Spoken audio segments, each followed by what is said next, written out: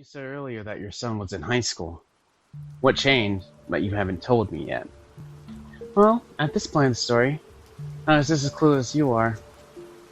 I was able to get back downstairs just in time to see Kyle scooping up a spoonful of spaghetti onto the plate.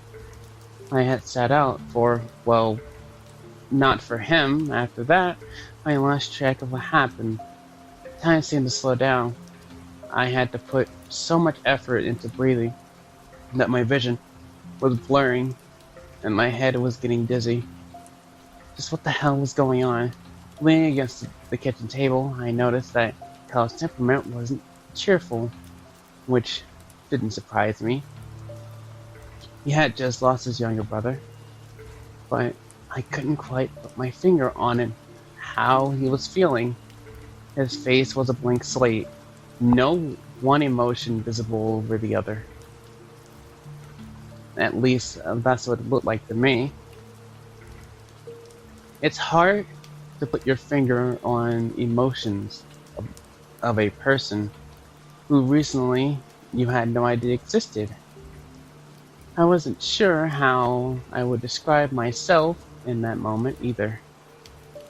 It felt like I was seesawing between the surprise at the stranger who showed up at my door claiming to be my son, frustration that these problems just wouldn't end, and in a panic that I was quickly losing control of the situation.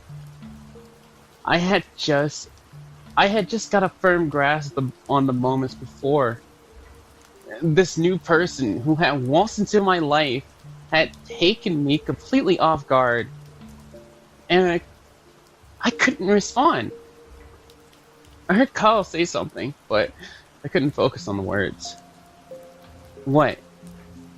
I asked, trying to my best to listen around. I said, "I'm glad you got my email." He responded sarcastically. "You didn't show up at the airport, and I had to catch a taxi. Do you even get on your computer any..." He stopped in mid-sentence, staring at my face. "Mom, you look terrible. Your face is pale. You look like you're about to throw up." "Believe me, as terrible as I look," he grimaced, "I feel 10 times worse," putting the back of his hand on my forehead. He tried to feel for a fever. I was expecting him to assume that I had some sort of illness. "This must be the side effect on your medication that you're on. You should check the pill bottle and see if they're causing the problem." Sure, I responded, confused. Medication? I don't remember being put on medication. I was getting into my mid-50s, but my health was still above average. I hadn't been on any medication since the narcotics for my broken leg. I was fairly certain that what I was feeling wasn't caused by any medication, or illness, for that matter, but I decided to humor him since he explained what had happened in the past week. It would have sounded crazy, but I'll go check anyway. First, I wanted to hear all about his trip. I was determined to answer a few questions about the stranger finishing off his lunch. "Okay," the frustration evident in his voice. "I'm going to pretend that those pills have wiped your entire memory accidentally and retell you everything. It wasn't a vacation. I left for Russia to study abroad for 6 months. 3 days ago, I get a message about Jesse. I get packed and get on the first plane home. End of story." He slurps the last of his noodles on his fork, standing up and takes his dish to the sink. My stomach felt worse. After he mentioned Russia, at least that explains the suitcase. There were 3 questions that still needed answers. Though, where did my high school age Kyle go? Why couldn't I remember anything about this Kyle? And which one of them was really my son? So, was that your only suitcase? Kyle threw up his hands in the air. He clearly was done with me. Yes, Mom, he said, exasperated. I took one suitcase to study abroad for a program of stuff for 6 months. Losing his sarcastic tone, he said, the rest of the luggage is being shipped home since you weren't there to pick me up. Check your email more often. I rolled my eyes. I wanted my Kyle back, but now that he mentioned it, I hadn't been on the computer since, well, I could remember. I didn't trust my memory too much now, as it seemed to be getting more and more spotty. It had to have been at least a month. I wrote a note to myself saying to get on soon and check to make sure I hadn't missed anything else important. Fed up with the unfair amount of grief I was getting from Kyle, I decided to go up and check the mystery pill bottle for any unlisted side effects. At least this puzzle could be solved without a lot of hassle and frustration. I took the long walk to my bathroom, looking in the mirror. I looked really bad. There was this post-it note above the sink. Pulling it off, holding it up to my eyes to read it myself. Take one daily with lunch. Do not take more than one a day. The handwriting didn't look familiar. I shrugged at the time. I didn't see the importance of bending down and taking the pill bottle out of the bucket of medical supplies I keep under my sink. I expected to see a label full of words and numbers. Instead of side effects, however, the only word on the label of who I assumed was the prescribing doctor were the name. There were no side effects, no directions, no dosage. Not even the name of the medication. I rolled my eyes. Figures. I muttered to myself. I should have known that it wouldn't be that easy. Walking back downstairs, I pondered how I was going to get in touch with the name of the doctor. I glanced back at the label. Dr. Calendar. I racked my brain, but the name didn't sound familiar. Kyle? He glanced up from his book. He was reading. I shook the pill bottle. Do you know of Dr. Kylinger? He thought about it for a moment. Unless you switched doctors and forgot to tell me, which wouldn't surprise me after seeing how bad your memory is getting. He's not your doctor. My shoulders sank. I heaved the weight. I waited breath. Time for the phone book. After what felt like hours of skimming the yellow and white pages, I had come up with all of one number that had the chances of being the one I needed. Why didn't we still live in the days when operators connect you through switchboards? When I went to my cell phone though, I discovered that I had wasted all of my time. Dr. Calendar's number was the one saved in the contacts. Resisting the urge to touch down spike my phone into the ground, I dialed the number. After several rings, he picks up. This is Dr. Calendar. And I was surprised of how ragged his voice sounded. He sounded like a doctor, tired of doing his rounds.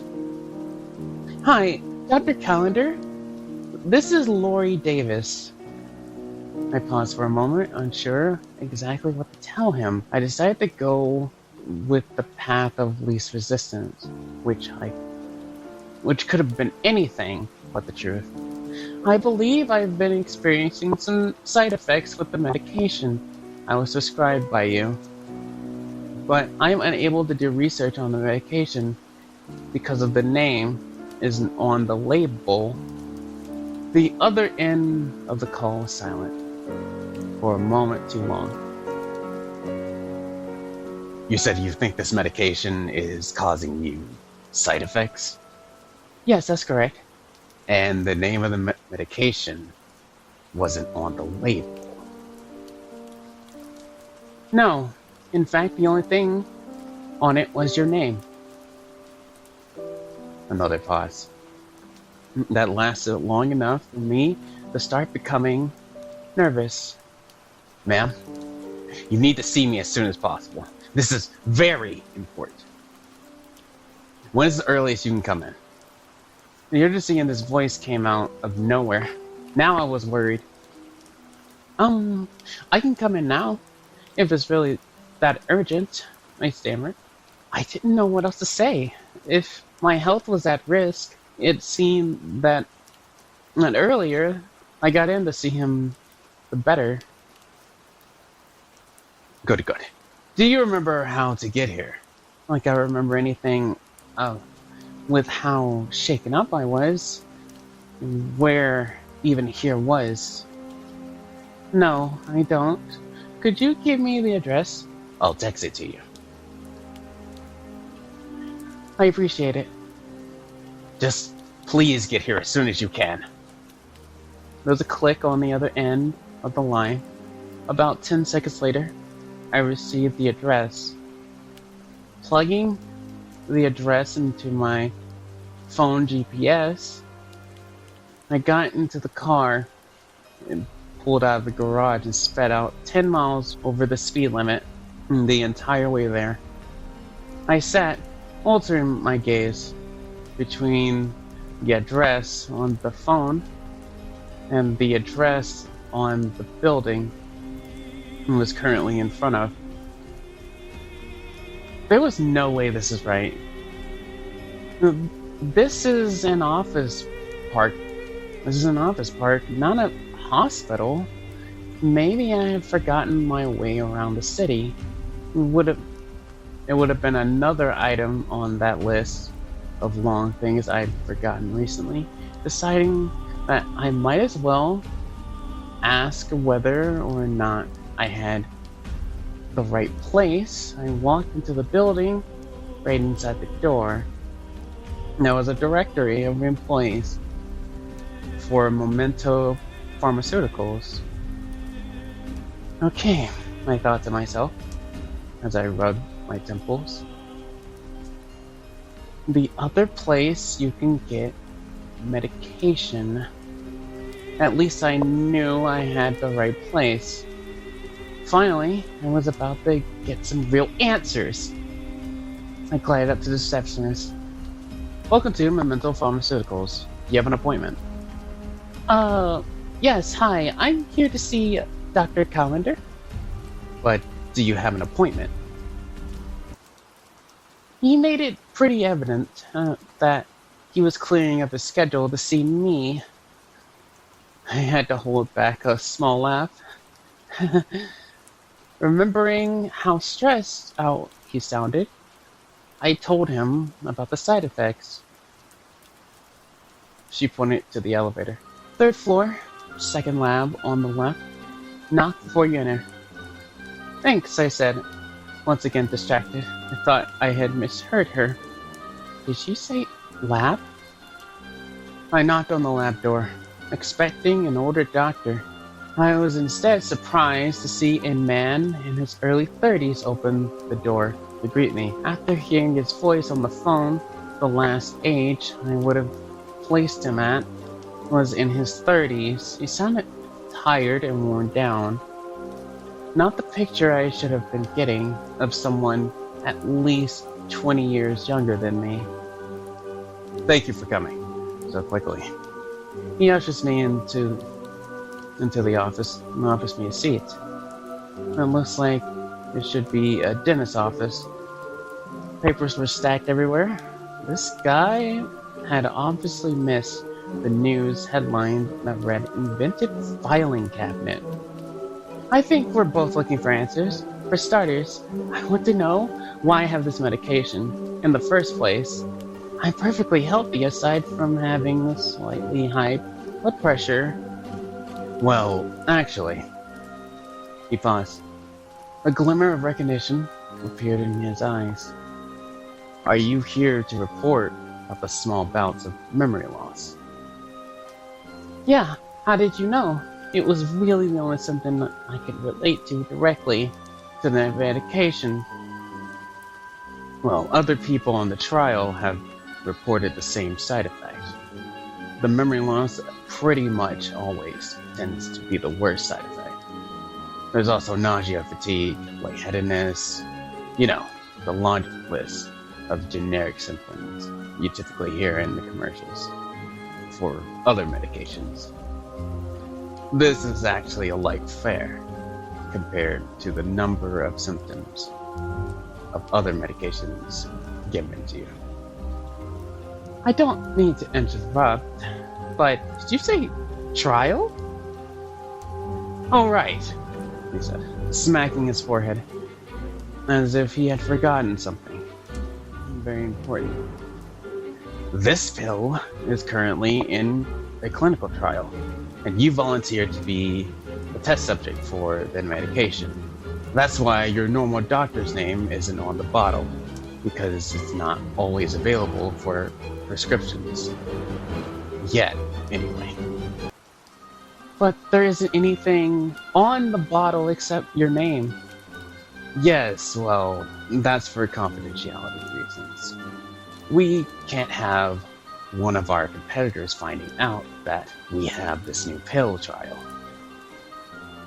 Placing unnecessary information on the label could increase the chances of corporate espionage. Of course, for any company to try to rip off this pill would be left with theft and unprecedented value. He holds up a bottle that I had brought with me and shakes it. This pill has received more funding from the government and private donors than any medication to date, and is expected to take money in the billions. He says the next words carefully. In the same week that it streets.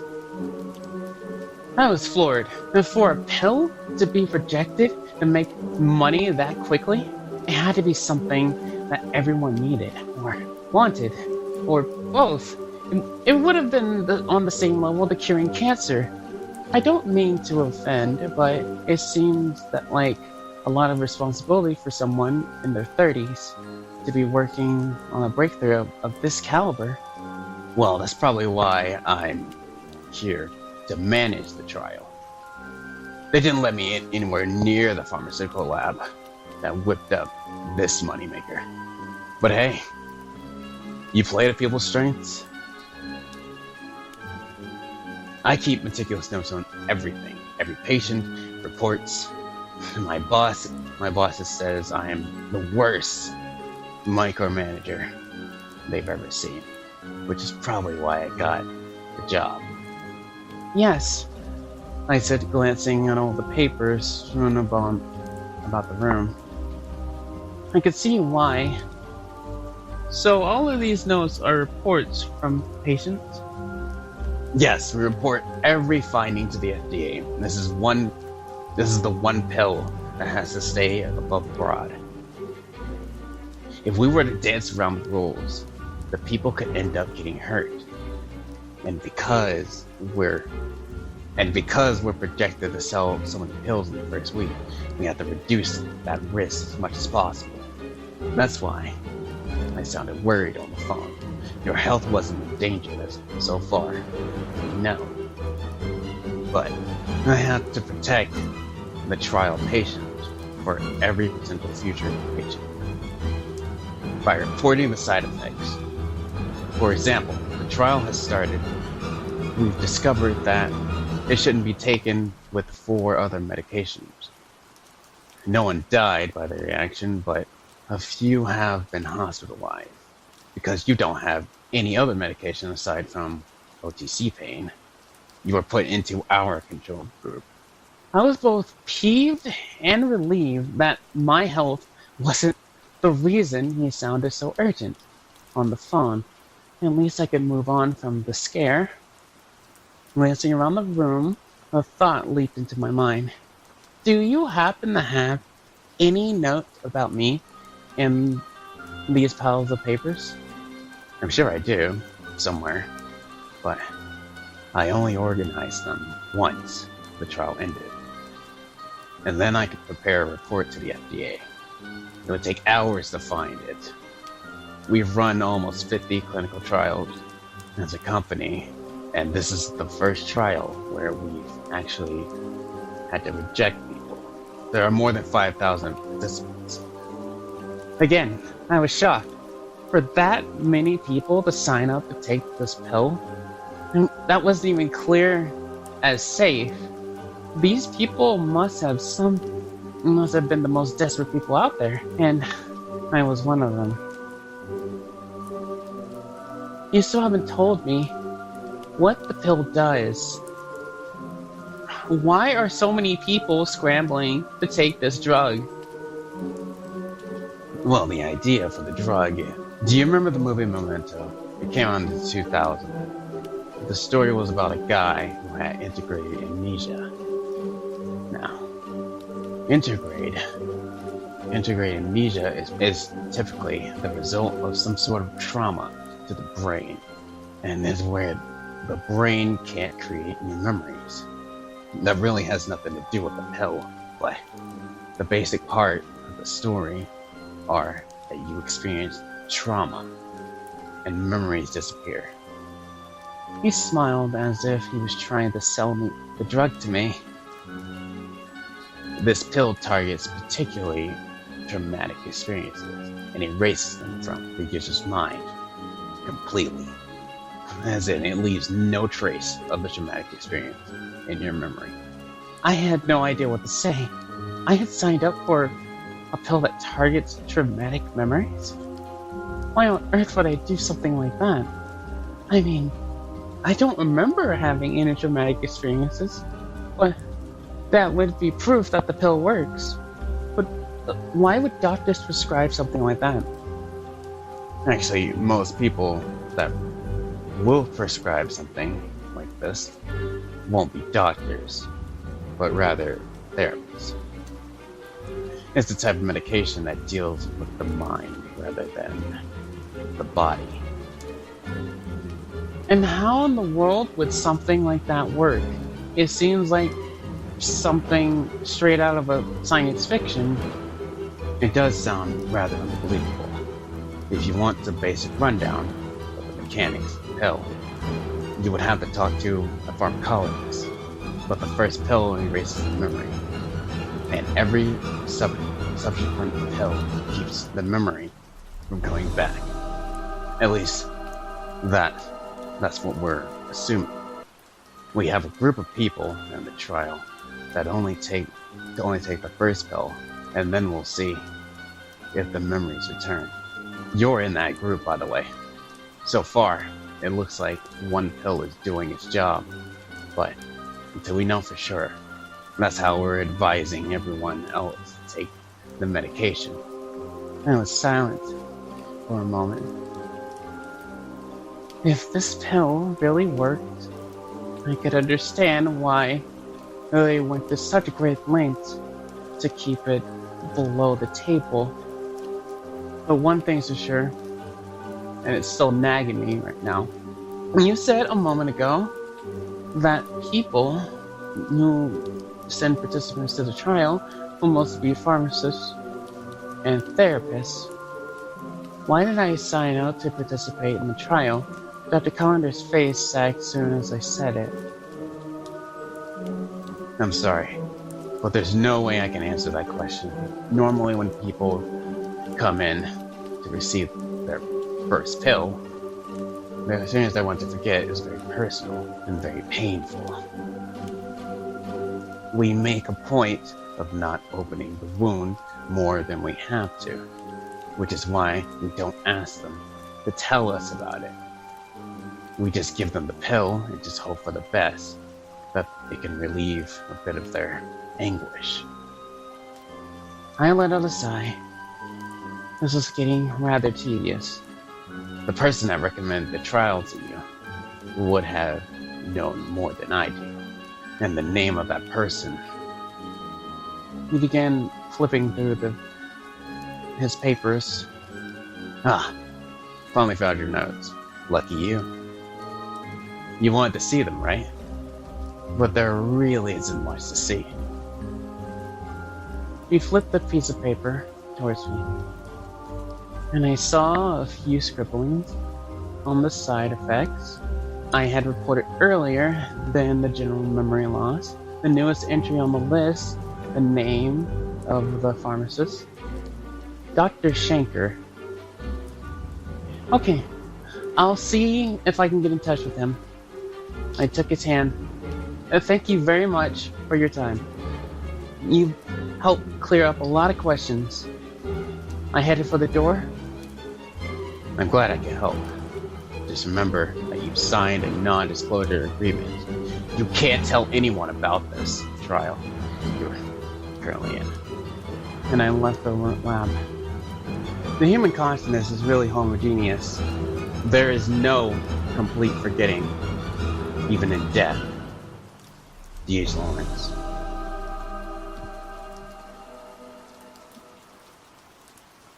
Walking out of the building, I still felt as if I was in a dream. That really just happened? It seemed too strange. Too strange to be true. I still didn't have the answers as to why I was on the medication, but now I had an answer to why I had forgot about Kyle in Russia. Perhaps hallucinations were also on the list of side effects too. I would have gone back to ask Dr. Callender, but it would be too difficult for him to find anything in that mess of laboratory. Remember the last time I needed to find a phone number? I went to my contact list, and sure enough, Dr. Shanker's number was there. After 3 rings, he picks up. Hello, Lori. What's up? We weren't scheduled to have an appointment until next Tuesday. That made me pause. The fact that I was still seeing a psychiatrist meant that even if I couldn't remember it, the problem hadn't completely gone away. Well, I have a couple questions I need to ask you about the pill you recommended me for. Do you mind if I come in and ask them to you? No, of course not. Go anytime. Okay, I'll be there in about 15 minutes. I hung up the phone. Surprisingly, this was one of the few places I could remember the directions to. I guess it works the same way as muscle memory works. The more I go to a place, the more I can remember about that place. I must have not gone to Momentum more than a few times, but what did that mean about Dr. Shanker's office? How often had I needed to see a psychiatrist? The thought scared me. I arrived at his office 20 minutes later, hoping that he wouldn't notice that I was slightly late. And then I realized he probably wouldn't care, since this wasn't an official appointment. And the building was surprisingly small, leading me to believe that his office was the only one in the building. At one time, this may have been somebody's house, but it must have been recently converted.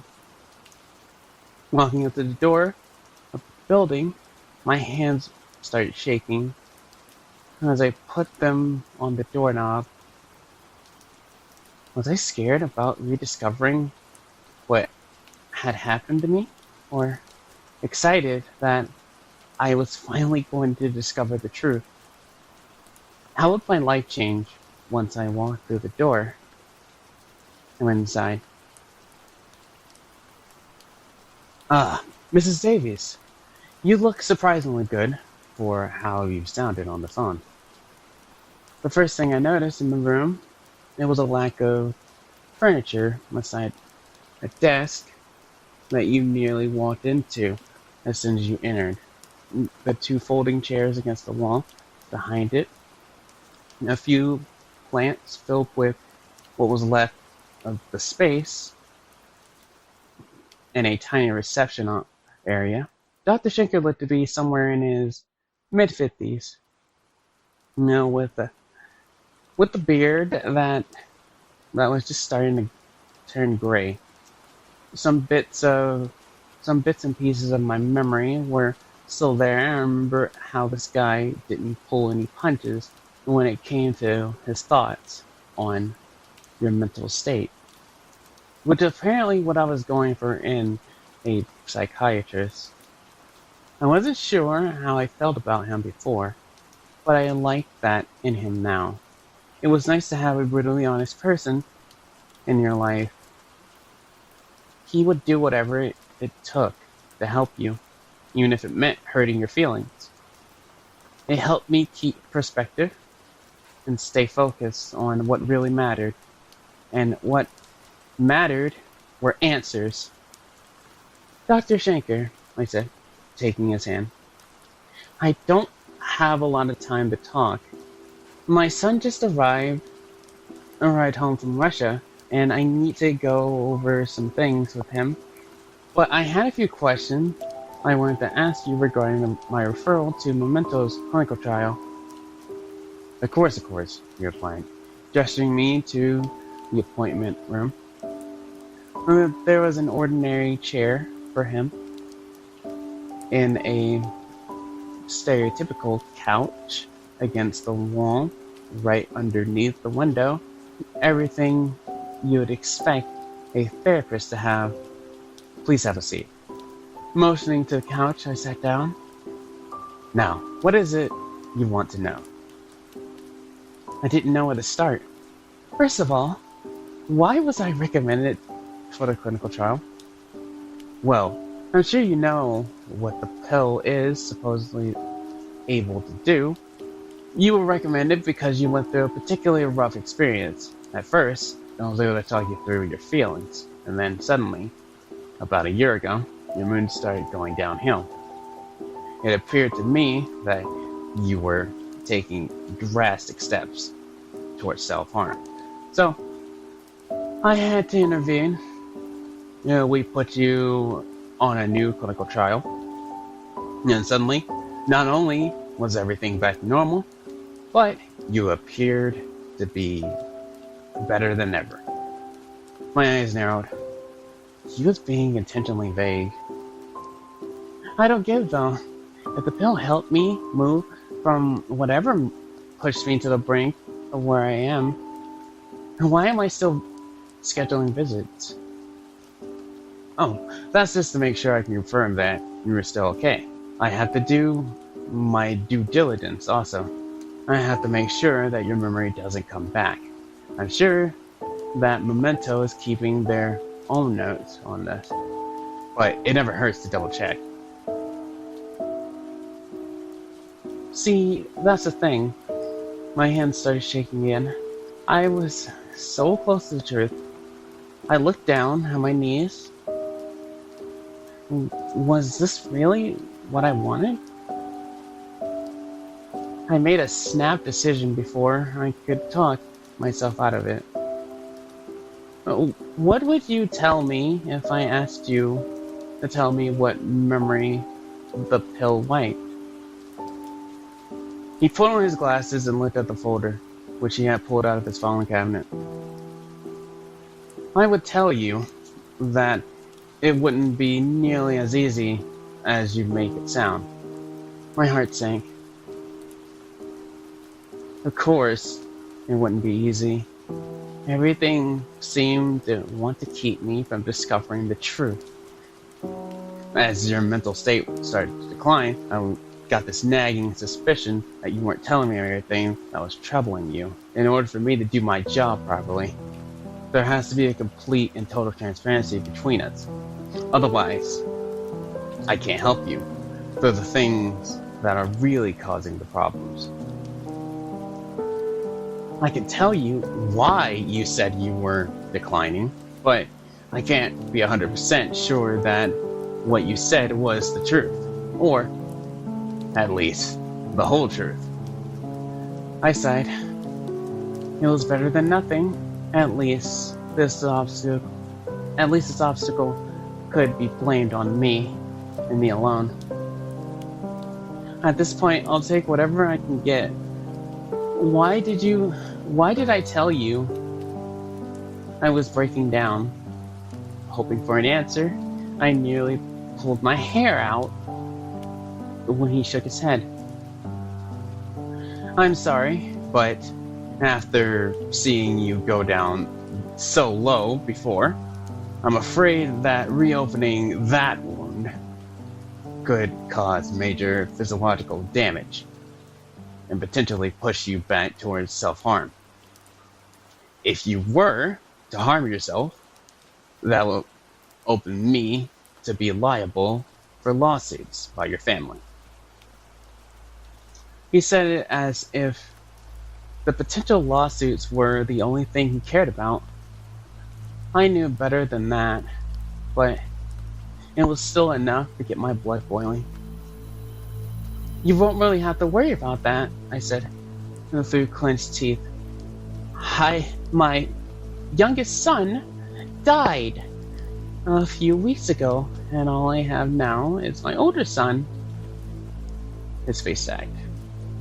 I'm so sorry, I had no idea. He peered down over the top of his glasses and gave me a look that I would forever call the therapist stare. Is that why you've gone through a relentless quest for answers? I don't know. You tell me. You seem to be the one with the answers, but for some reason, no one wants to give any to me. I was so close to losing it. I didn't want to yell, but it was absurd. It was the absurd amount of obstacles I had to overcome just to get here, and now there were more. Calm down, he said in a soothing tone, putting his hands in the air. I understand that this is probably frustrating you, and I can tell that nothing is going to stop you from finding out eventually. So, there's one thing we can do on my practices website. I have to release a form available for my patients to print out. Typically, this would be a form that will allow me to release otherwise confidential information to people involved in the criminal investigations. But in this case, it would release me from liability associated with whatever results comes from me telling you what you want to know. All you have to do is sign it and bring it back to me at your next appointment, and I'll tell you anything. I just hope.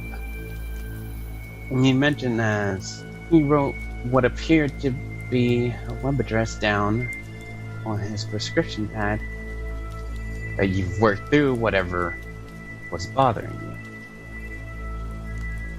Because you absolutely will not like what you'll discover.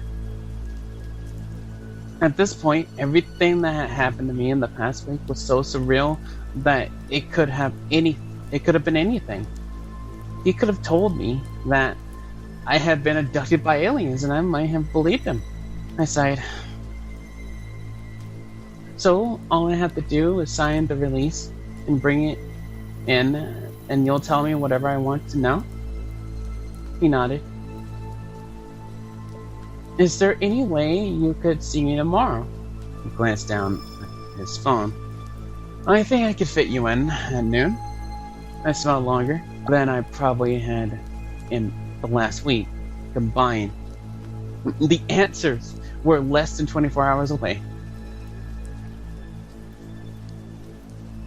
When I got back home, I found 2 post-it notes on the kitchen counter. The first note was my note from earlier that morning. The other one was from Kyle. Mom, you were out of milk, so I went to get more. I'll be back in an hour. I laughed. I was never the milk drinker in the family. I was lucky if I could get through 1 gallon in 2 weeks. Flipping it over, I grabbed a pen and wrote Dr. Shanker's noon tomorrow on the back. I trusted my memory now more than I did this morning, but it never hurts to be safe. For that same reason, I decided to go print off the release Dr. Shanker needed. And before anything else, if anything, it was to prevent even more frustration on my part. I had already overcome every obstacle. It was time to put this mystery to rest. Walking upstairs to my office, I pulled a prescription pad note out of my purse. Seeing the handwriting for the first time, I suddenly realized that I had seen the handwriting before. Walking into my bathroom, holding up the prescription pad note, the instructions post-it note above my sink, I compared the handwriting. They were identical.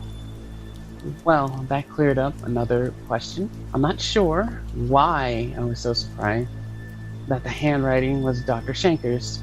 That the calendar had mentioned that psychiatrists and therapists wrote these prescriptions. Dropping my purse on the bed I walked past, I finally made my way to the office and my computer. As I sat down and pushed the power button, I thought about it, how little I had actually used my computer. I read somewhere recently that only 20% of people my age and above use technology like computers on a regular basis, and about 35% know how to use a computer at all. I attributed that my generation not growing up with technology, but that didn't stop me from wanting to learn. Kyle and Jesse got me the computer for Christmas 2 years ago, and it just sat there for about 10 months until I asked them to help me learn how to use it. They were very patient with me, which I was grateful. The computer program booted up, and I entered the password on the login screen. My desktop was still empty. I almost cried when I saw the picture of Jesse and Kyle when I was sitting in front of the Christmas tree. Opening the box that held my computer, I didn't think about how these times would never happen again. These made me once again feel depressed. Trying to ignore the sick feeling, I went to the start menu to get to my computer browser and saw something that absolutely wasn't supposed to be there. Thinking it was a mistake, I clicked on it, and to my dismay, it opened up a program. It was no mistake. Someone had installed it on my computer intentionally. Could this possibly have been a coincidence? And with the events of the past week, that seemed unlikely. Once I actually got a look at the window, I noticed that the first drop-down menu was already clicked, and there was 2 options: load and quit. Confused, I went to the load option, hoping for something normal. I should have known better.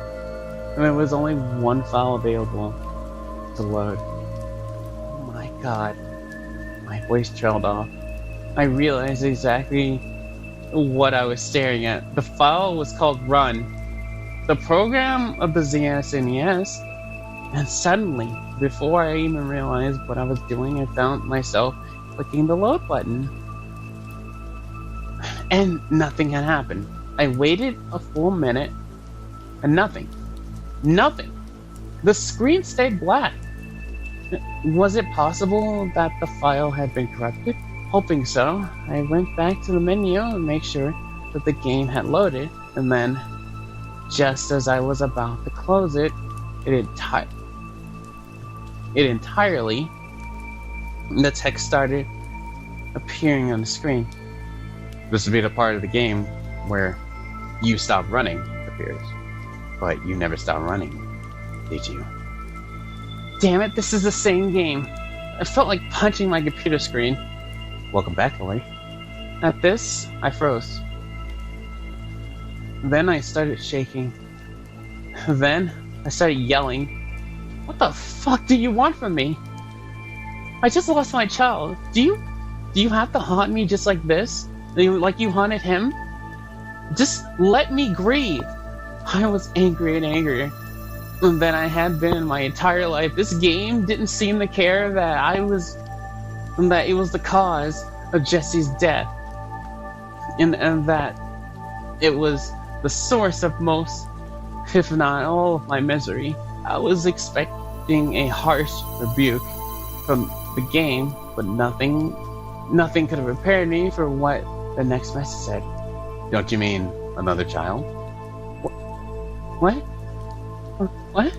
Another? What do you mean another child? I stammered, struggling to find the words, although lost might not be the right word for what happened. I sat there reading and rereading the text for 20 seconds, trying to process what it meant. Before I could fully piece it together, its meaning, the screen suddenly transitioned to the stage in the game.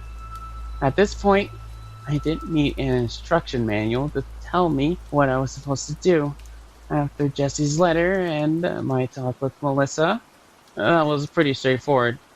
It was time to run. As soon as the screen showed some color, I immediately noticed that I was playing as Yoshi, with the baby Mario floating above my head. I didn't have enough time to think about it at the moment, but I realized the sprites from Yoshi's Island, I recognized it was sprites from Yoshi's Island. A game I got for Jesse a few years ago. The screen started scrolling rapidly, and there was a clock counting down at the top right corner. Baby Mario was crying. Obviously, I was supposed to catch the baby Mario, but as I kept running, he stayed out of reach, and my clock kept ticking down. Eventually, I started getting worried. What happened if the clock reached 0? I never watched Jesse play Yoshi's Island, to see it happen. But it was obvious that nothing good came from it. And then I noticed that I had eggs trailing me from the beginning of the stage, but being careful not to take my finger off the run key, I started experimenting with other keys to see if I threw eggs. Sure enough, I found one and the cursor appeared on the screen. A few practice throws later, I felt ready to aim at the baby Mario. I was about to think through my decision and throw the egg at him. But then I saw the countdown clock had 3 seconds left. Not enough time to think it through, just enough to act. I panicked and threw the egg. If I had more time, I might have chosen differently. But really though, what other choices did I have? Looking back, I wish that I hadn't even opened the cursed game. I could have gone on with my life instead. The egg thought the Bubble Mario was in, and the momentum of his forward movement carried him into the pit. That just until then it was off screen. The crying coming from my speakers got softer and softer, and then out of nowhere it came a sound I could only define as the sound of a person hitting the ground after a long fall. It was extremely loud, making me jump back in my chair, and then the memories came flooding back. What had happened to me? Why I signed up for the clinical trial? All of it, in an instant. It made my head spin like a brain freeze from hell. It also explained a lot. Uh-oh, looks like the single pill prescription doesn't work like they were hoping.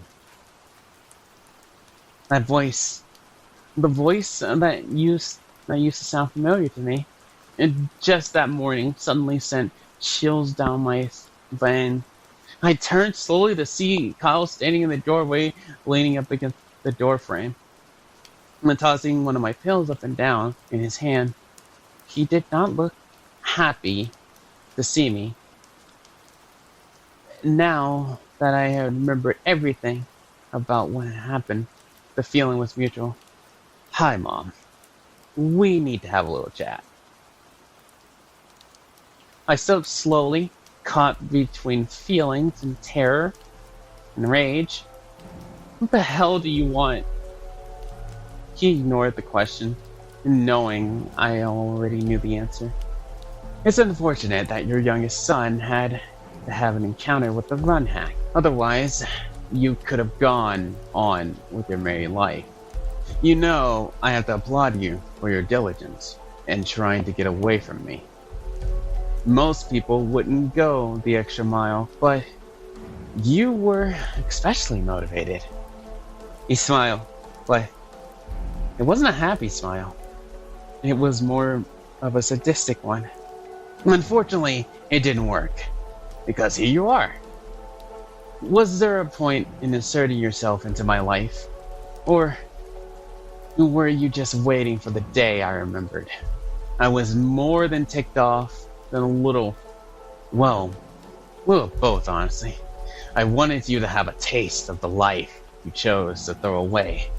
And I was waiting for the day you remembered. I didn't expect it to take so long. Can you honestly blame me for wanting to escape? You were making it pretty hard to go on living. He smiled with his evil smile again. That was kind of the point. You weren't feeling guilty enough for what you did to me. Is that really what you think? That I wanted to take that option? The doctor said I didn't have a choice. You always had a choice. The doctors ultimately had to listen to you. And what did you do? You decided. He seethed, clearly angry. I panicked, I sobbed. I kept you as long as I could, but the doctor said if I went through the term, that neither of us would have made it. Now you're just passing the buck, as if it was the doctor's fault. Why did you take the pill? No, you took the pill. For the same reason a criminal makes a plea bargain. It was an admission of guilt. The tears were streaming down my face. Did you think I wanted to die? They choked out. Do you think I wanted to die? My life was snatched from me before I could even take my first breath, before I could even see my first sight, hear my first sound, smell my first smell. My entire future stolen from me. In a moment of weakness by a selfish woman. I had the world in front of me. And then suddenly, blackness. Can you even imagine what I went through? What do you want from me? I had been sobbing the whole time. And now, I can barely get the words out of through my tears. I filled the gasp. What did I want? I wanted you to kill yourself. But then you had to go and take the damn pills. And you forget everything. Everything as if it never existed. And now the punishment must be even more severe. But still, it will be suffering. So great that you'll wish that you had never been born. But you'll never be able to escape it. He chuckled to himself. A fitting irony. I collapsed face down onto the floor. It was a rough landing, but I barely noticed. I'm sorry. I cried. I'm sorry that I had the abortion. I'm sorry that I didn't rough it out with you. I'm sorry that I was so selfish. Please forgive me. The last phrase came out as a sigh. I laid there on the ground for what seemed like an eternity. He said nothing. Eventually my tears dried, and I looked up from my face full of carpet. He was nowhere to be seen. Confused, but relieved at the same time, I ran downstairs to the phone and dialed Mr. Shanker's number. He picked up. The first ring. Dr. Shanker! I heaved out before he could even say anything. I knew that my voice sounded as if I had been sobbing uncontrollably. I didn't really care. Lori, what's wrong? What happened? And I started crying again. I remember it all. And you're right. I wasn't being truthful. I need to see you ASAP. I'll tell you everything. I'm at the office. Please come in when you can. And I did. I told him everything. And the rest, as they say, was history. Now, can you please let me out of here? The doctor stood in his chair and the bear glanced one more time at his clipboard. I'll just need one moment to confer with Dr. Shanker. He walked to the door and stepped outside. As Lori groaned, the audible clank locked and indicated that she was not getting out anytime soon. Well, Doc, how is she? Cal asked, with Dr. Shanker listening closely. I'm afraid I have to confirm your diagnosis, Dr. Shanker. This is the latest onset of schizophrenia I've ever seen, personally. But it's not unprecedented. I would say that she's showing signs of early Alzheimer's, but the hallucinations is extremely vivid, which is more indicative of the former than the latter. What can we do about it? Cal asked, shoulders sagging. The doctor rubbed his forehead. In a younger patient, I would have prescribed some meds and sent them home. But with her memory being the way that it is, I can't be certain that she'll take them. I would advise it, although it takes to the next of kin, that she be committed until her symptoms show signs of improvement. I can't believe this is happening to her, of all people. Do you really think it's for her best interest? I do. We'll ask you to come in once a month, so you can give a report on her progress. Then I consent that she is being committed, and whatever you think is necessary for her treatment is also being authorized. In that case, I should also mention that her hallucinations seem to have caused her a great deal of emotional stress, and I'm not certain that the pills alone will treat them. I was going to advise electroshock therapy. Are you okay with that? Yes, if it helps her. Okay, we'll get her ready for the first round in about half an hour. If you'll follow me to the office, we can get the committal and insurance papers signed. The orderlies came in and guided her out the room and to an unknown destination. They were pleased most of the other patients put up more of a fight. But then again, most of the patients seemed less sane. One of the more curious orderlies wondered why the woman had even slated for electroshock therapy. But that was the job. They came in all colors, and shapes and sizes, and mental states. When the doors opened to the treatment room, she started to put up more of a fight, which was expected in the first place. Against the 4 men who physically trained for this job, she never stood a chance. They half carried, half dragged her to the table, next to which was a cart with a battery and a piece of headgear.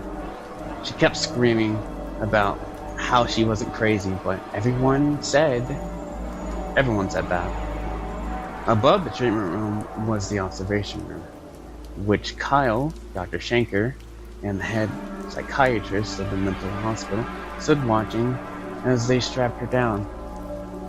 She still tried sitting up on the table, Not the one particularly intense struggle. Her eyes went wide, and a look of shock. They used this moment of peace to strap her down completely so she couldn't move. The headgear was put on, and the last thing she said before the switch was flipped, the electric current passed through her brain, and then she lost consciousness.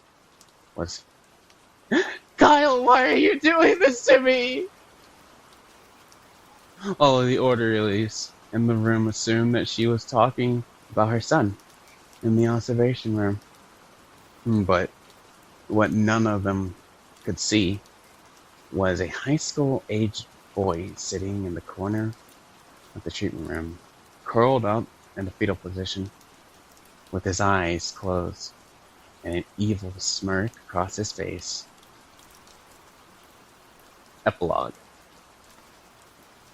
Walking out to his car, Kyle actually didn't mind the rain coming down upon his head. It helped him hide the tears swelling up in his eyes. Did he really just commit his own mother?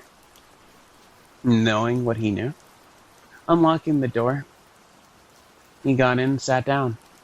Adjusting his rearview mirror, he saw a familiar yet unwelcome face in the back seat.